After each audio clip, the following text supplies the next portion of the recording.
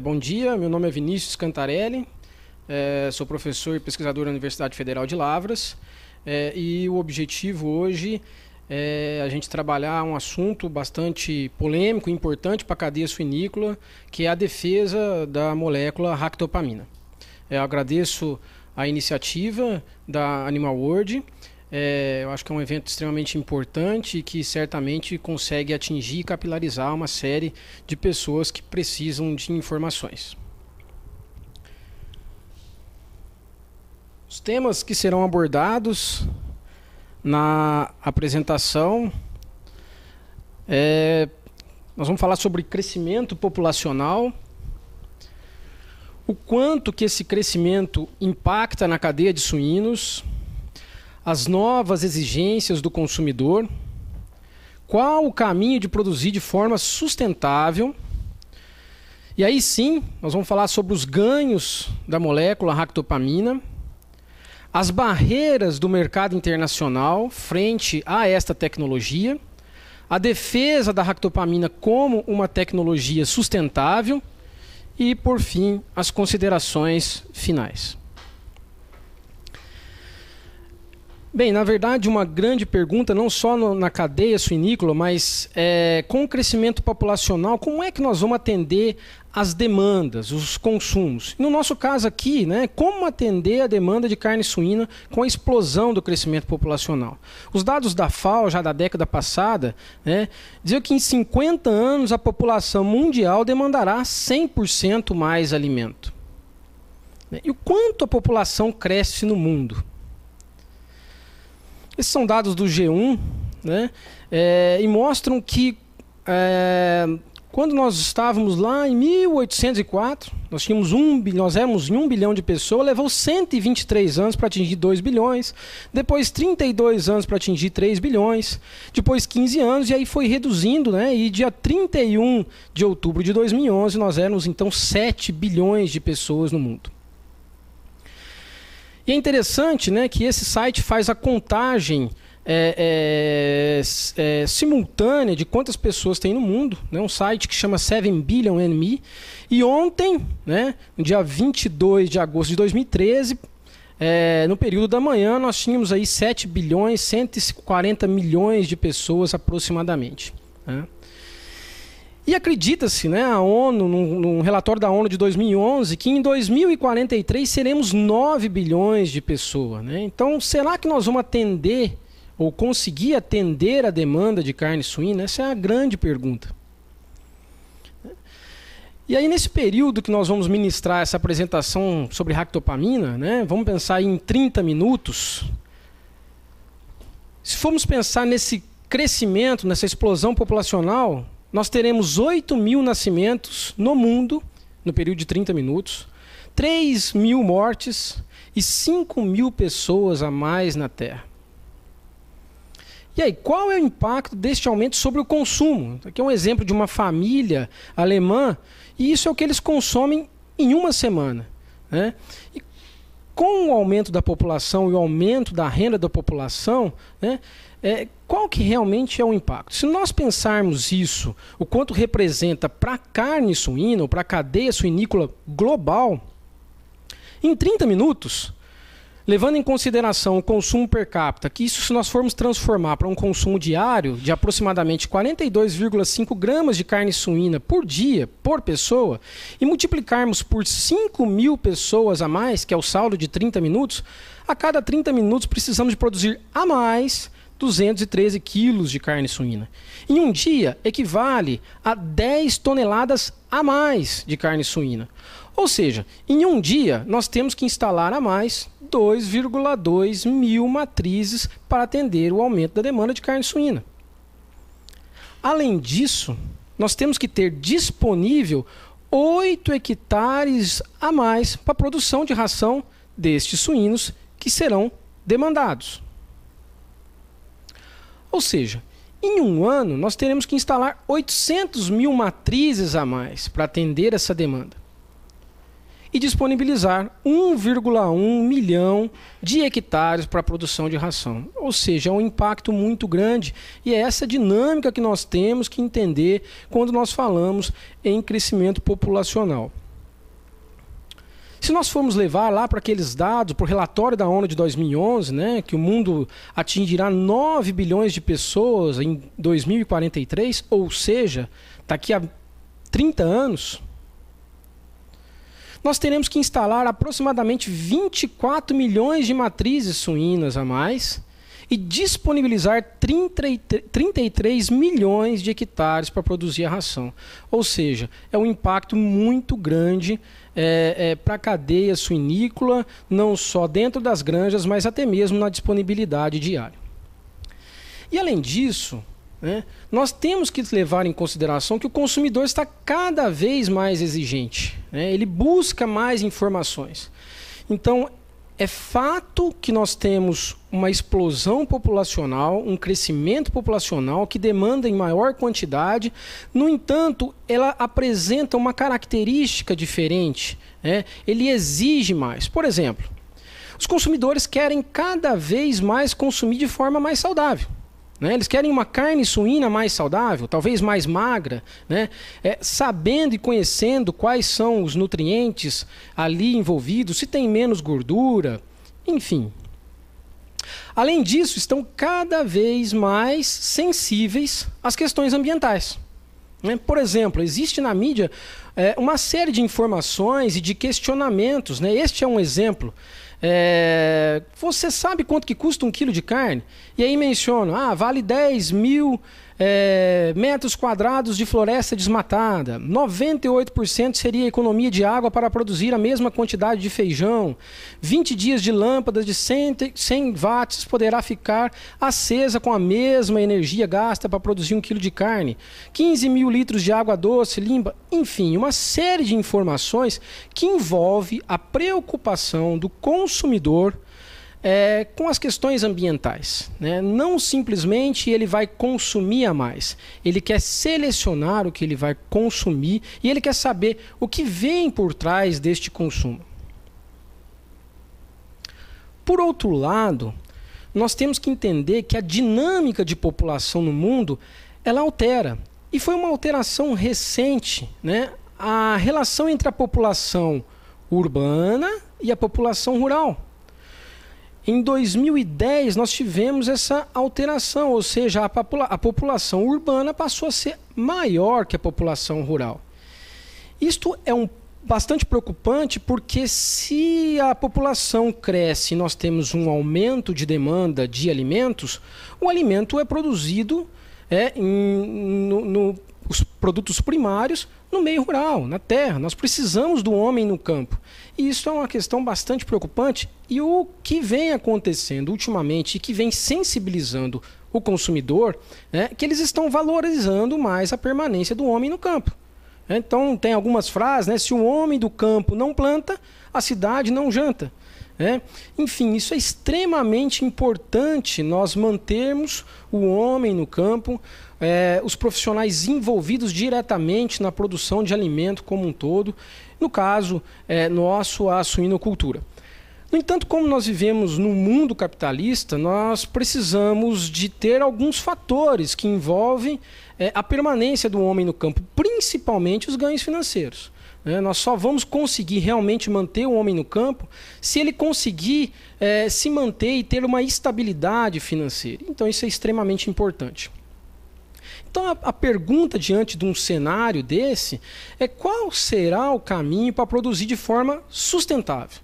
Ou seja, nós atendermos a demanda de uma população crescente, mas ao mesmo tempo produzirmos alimentos respeitando o meio ambiente, preservando os recursos naturais, pensando nas gerações futuras e ao mesmo tempo pensando em questões sociais, como por exemplo a permanência do homem no campo.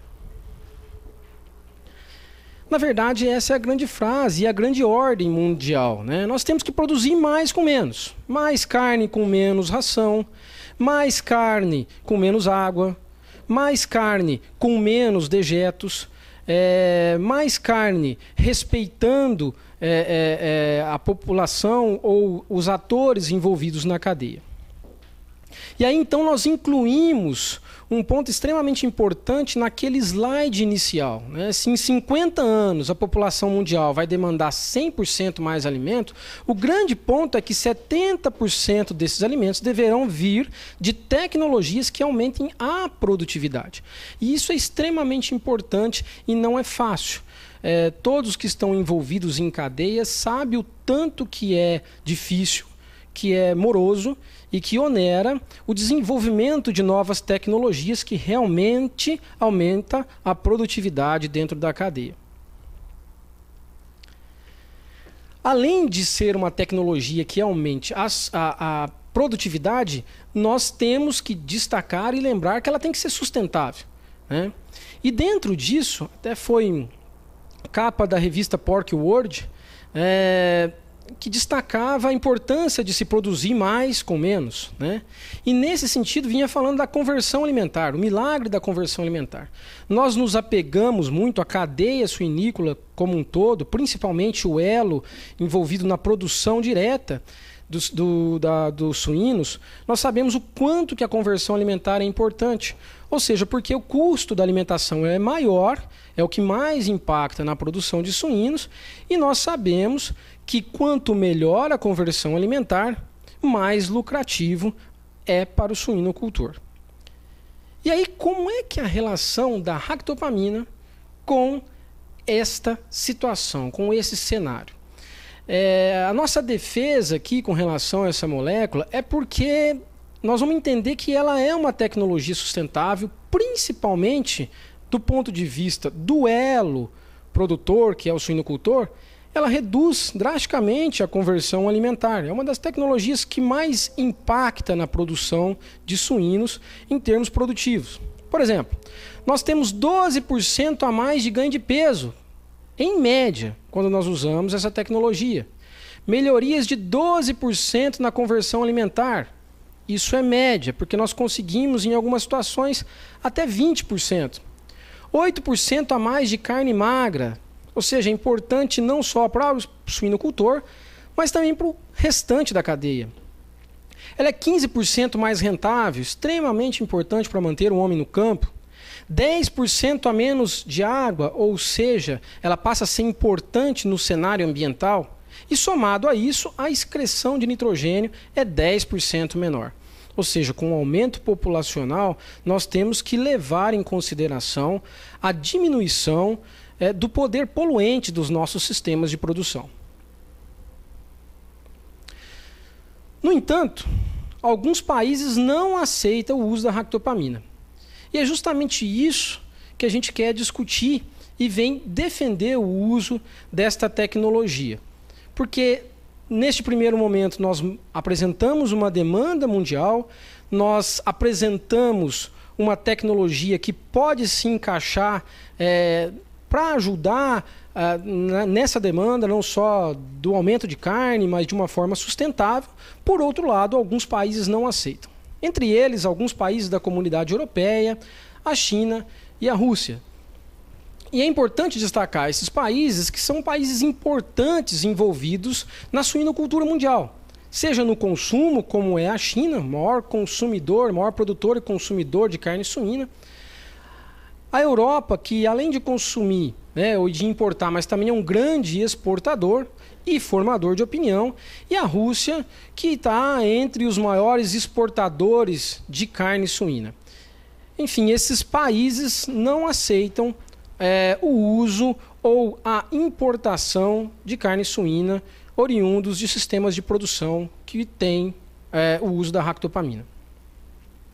E é interessante, por exemplo, nós destacarmos alguns artigos, algumas informações que tem na mídia. Na Comunidade Europeia, por exemplo, o diretor da Associação Nacional de Produtores de Suínos, ele aponta diz o seguinte nesse artigo: a Europa não é competitiva. E no corpo do artigo está descrito o seguinte: a Europa não é competitiva e temos que ser realistas. Somos deficitários, os europeus vão acabar produzindo no Brasil. Bem, se eles tem certas restrições, incluindo a ractopamina, e o Brasil produz suínos com ractopamina, essa é uma primeira dúvida, né? Como é que nós vamos conseguir chegar a um acordo? E num segundo momento, como eles não são competitivos, eles demandam carne, e a ractopamina aumenta a produtividade, a pergunta é, por que eles não aceitam o uso da ractopamina? Outras situações, e até interessante, com relação ao conhecimento real de uma tecnologia. Essa é uma informação interessante e que me chamou a atenção e que está disponível na internet. E diz que o técnico da seleção chinesa de voleibol culpa a ractopamina pela derrota contra os Estados Unidos no Grand Prix de 2012. Quer dizer, eu me perguntei qual é a base científica de um técnico de uma seleção de um país extremamente importante associar a ractopamina.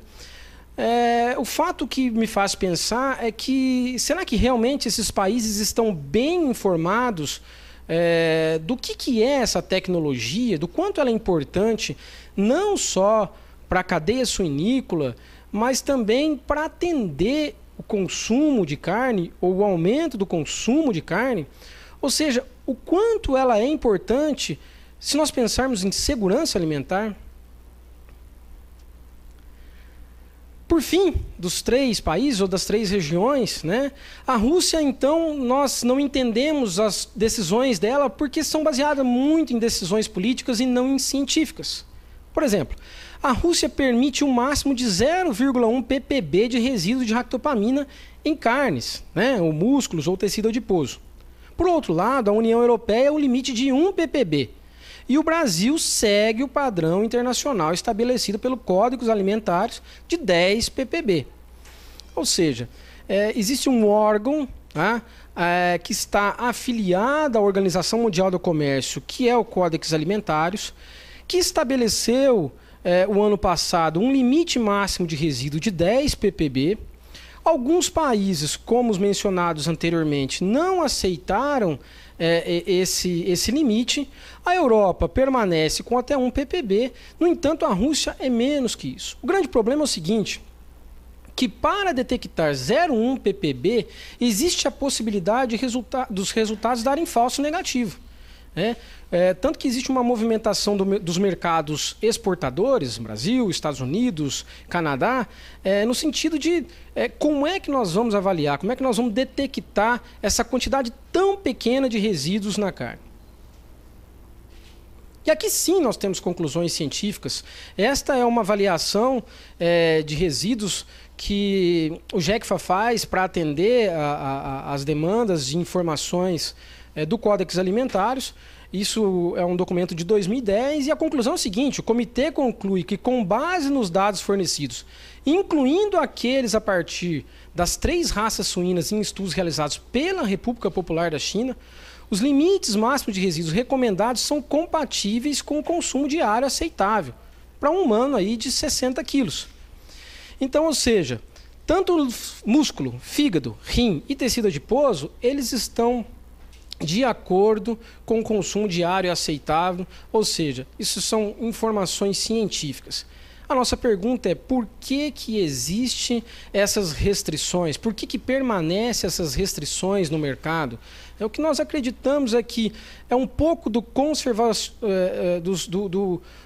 instinto conservador do mercado europeu, né, de não aceitar o uso de antibióticos, o uso da ractopamina, as preocupações com o bem-estar, que não são que são corretas, que são certas, mas nós temos que nos preocupar com a segurança alimentar, com a quantidade de alimento, principalmente de uma população crescente. Por outro lado, a China, nós acreditamos que é muito mais uma questão cultural, né?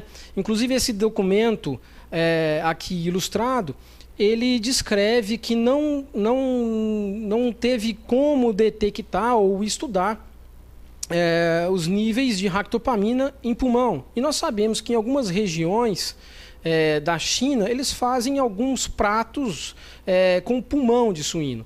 Isso é um dos fatores a qual a China persiste em resistir com o banimento do uso da ractopamina. Por outro lado, nós acreditamos que a Rússia em si é muito mais ações políticas protecionistas do que bases científicas, né? Isso é um ponto que me chama a atenção também. Isso é uma informação recente de 14 de agosto de 2013, e isso está na mídia: substância perigosa encontrada em carne suína. Ou seja, e descreve nesse artigo sobre ractopamina. Então, nós começamos a influenciar de forma negativa, nós não, mas a mídia, até mesmo os brasileiros. Daqui a pouco, sem os brasileiros saberem, eles vão estar questionando o uso dessa tecnologia. E é por isso que nós estamos aqui, né? Para dizer assim, será que realmente nós conhecemos os impactos negativos da retirada da tecnologia ractopamina no mercado? Por exemplo, esse é um documento da indústria de suínos do Canadá, e no corpo do artigo diz o seguinte: existem mais de 500 estudos realizados com ractopamina, e não há dúvida de que essa tecnologia produz mais carne magra, com menor consumo de grãos e de água, menos adubo, a um custo líquido menor e receita líquida superior, além de benefícios ambientais. Só no setor produtivo, ou seja, na granja, dentro da granja, os ganhos chegam de 3 a 5 dólares, ou seja, de 7 a 12 reais, se formos levar em consideração um dólar aí de 2,35 aproximadamente. Os ganhos são muito grandes. Não é só nós, brasileiros, que sabemos disso. Esse é um documento de fevereiro de 2013, bastante recente, e nos traz essa informação. Mas vamos destrinchar isso um pouco mais, né? Vamos entender quais são os ganhos da ractopamina em toda a cadeia.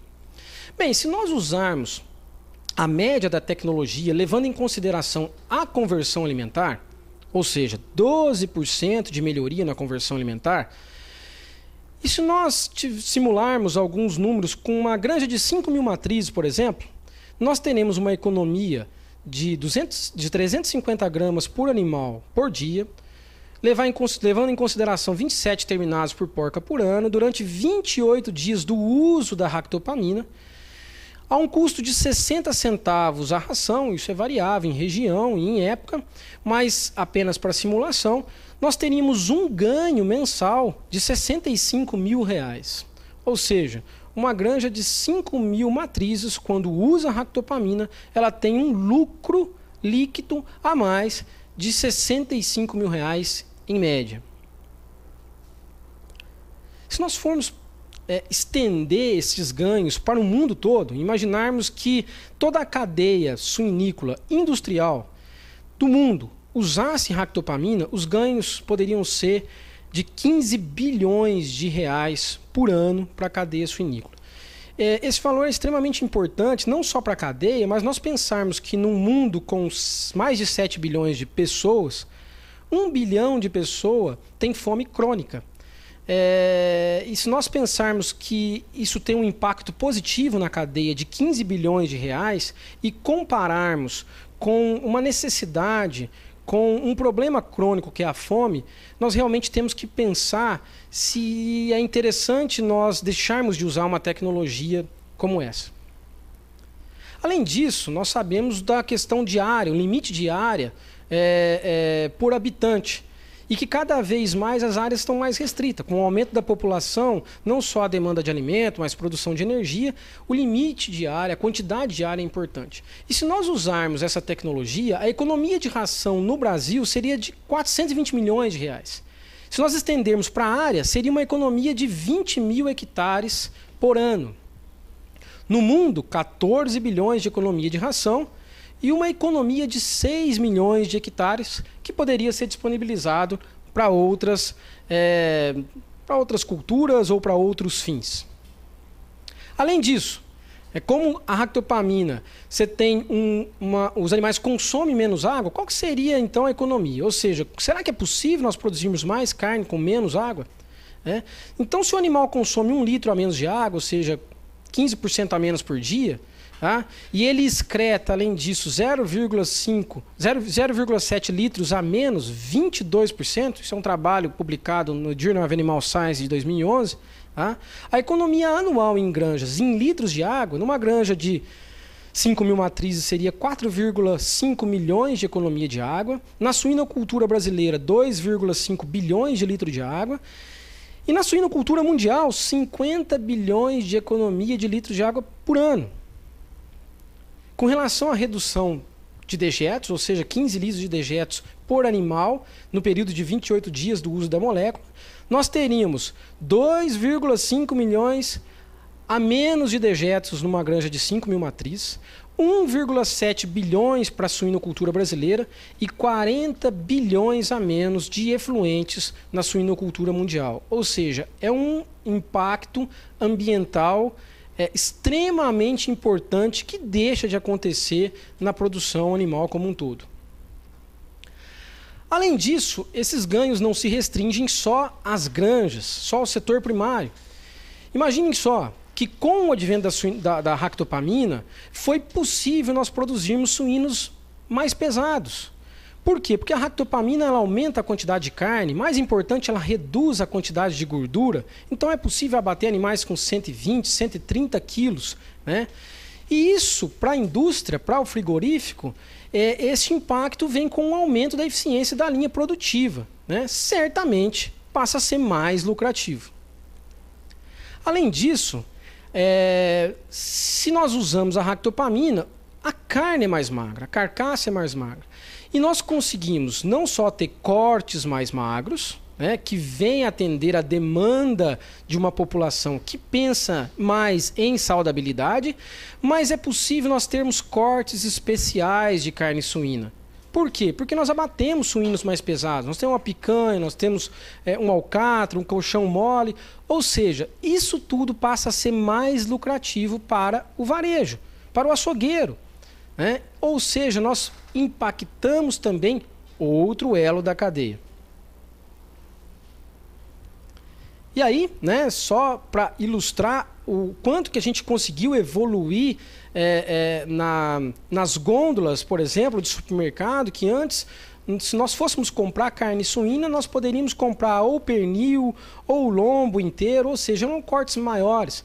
E isso limitava muito o consumo da carne suína, porque era difícil, era menos prático, e nós sabemos que cada vez mais as famílias são menores e querem mais praticidade.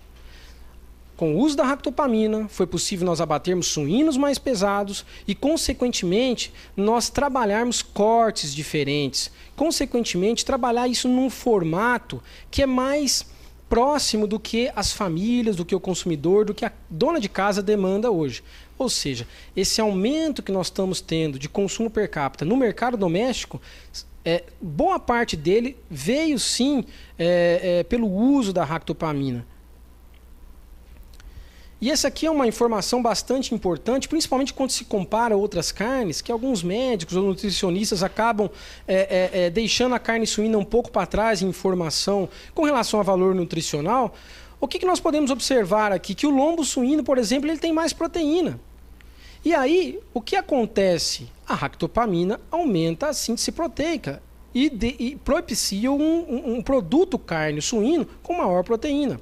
Além disso, menos gordura comparado ao miolo de alcatra e a coxa de frango, fato que também nós encontramos com o uso da ractopamina.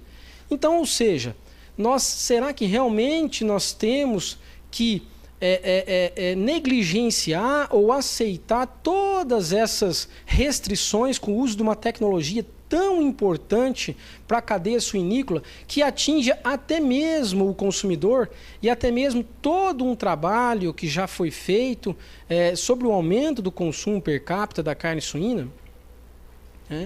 Então, por fim, né, nós entendemos que a ractopamina é uma tecnologia sustentável. Por quê? Primeiro porque ela tem uma economia diária para o plantio de grãos e, consequentemente, de fertilizantes. Né? Existem alguns estudos que já apontam economias consideráveis e significativas em fertilizantes com o uso dessa molécula. Nós temos mais carne com menos ração, menos água e menos dejetos. Assim, é mais lucrativo para o suinocultor e colabora com a manutenção do homem no campo. Além disso, melhora a eficiência e a lucratividade para a indústria, tornando a carne brasileira mais competitiva. Possibilita a comercialização de cortes especiais, que aumenta a lucratividade do varejo, além do aumento do consumo. E a carne suína com o uso da ractopamina é mais magra, saudável, o que atende às exigências do consumidor. Ou seja, a mensagem final é essa: no mundo em que não podemos perder oportunidades e nem aceitar desperdícios, temos que evoluir e não perder o que já conquistamos. Então essa é a mensagem que a gente gostaria de deixar, né? Nós sabemos que não é fácil aceitarmos definirmos ou produzirmos dentro de academia, as empresas envolvidas, uma tecnologia nesse modelo, e nós não podemos aceitar alguns países e até mesmo influências do mercado interno de querer restringir o uso dessa molécula. Eu agradeço então a atenção de todos. Obrigado.